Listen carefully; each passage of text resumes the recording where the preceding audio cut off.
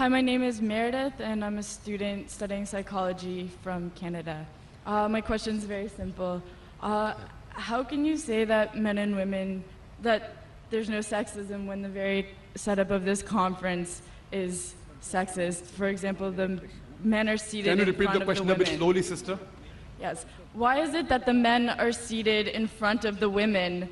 The very structure of this conference is sexist. Why is that? MashaAllah, sister, that's a very good question. That why aren't the women seated in front? No, why are we not, if you're going to separate us, how come we're not left to the right? Correct. Why is one in front sister, of the that's a very other? good question. That why are the women, if you believe in equal, why not left and right? Why not? It's a very good question, sister. Because the Quran says in Surah Nur, chapter number 24, verse number 30, say to the believing man that he should lower his gaze and guard his modesty. Whenever a man looks at a woman, any brazen thought comes in his mind, he should lower his gaze. Now, if the women are sitting on my right, I will only have to speak looking on the left.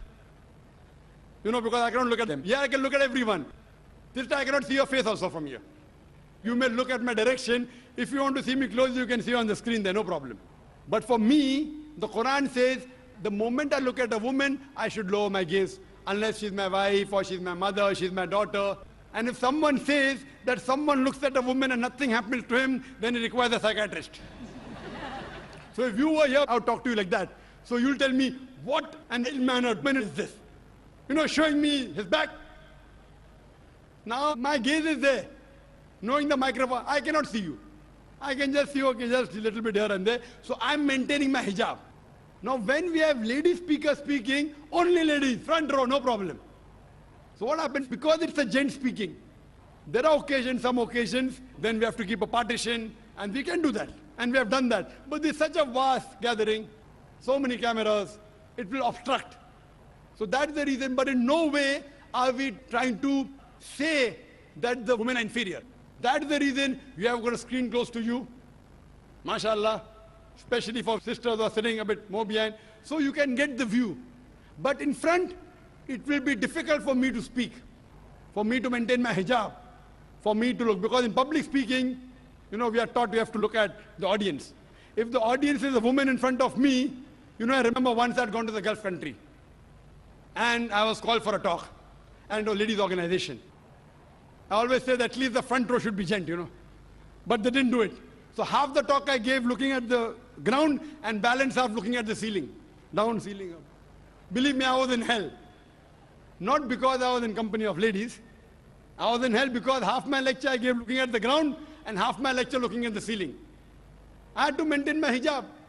Here I can talk to the person, I can look at him, I can stare at him. If he's sleeping, I stare at him, he stops sleeping, The public speaking.